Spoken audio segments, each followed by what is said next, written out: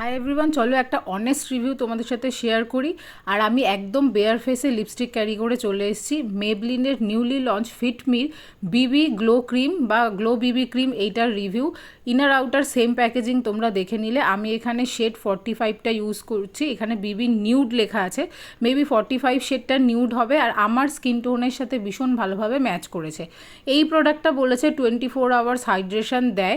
এটা ডেফিনেটলি ভীষণ হাইড্রেটিং আর স্মুথ একটা প্রোডাক্ট। ইমিডিয়েটলি গ্লোই ফিনিশ দেয়, তোমরা সেটা চোখে সামনে দেখতে পাচ্ছ।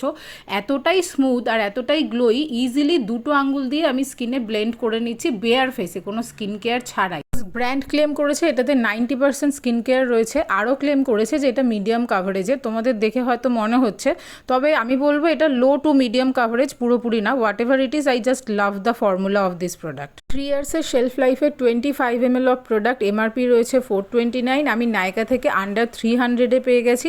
এটার ফর্মুলাটা dry skin people will just love. আর অয়েলি টু কম্বিনেশনের যারা এসিতে অনেকটা সময় কাটাও তাদের জন্য ঠিক আছে। এসপিএফের কোনো গ্যারেন্টি নেই, 50টাতে বিশ্বাস করবে না, কিন্তু পাউডার সেটিং করে নিলে অয়েলি স্কিনের ওপরও কিন্তু ভালো হবে। আদারওয়াইজ অয়েলি কম্বিনেশন গার্লিস উইন্টারে এটাকে ট্রাই করো। এই ধরনের আরও ভিডিও দেখতে ফলো অ্যান্ড সাবস্ক্রাইব।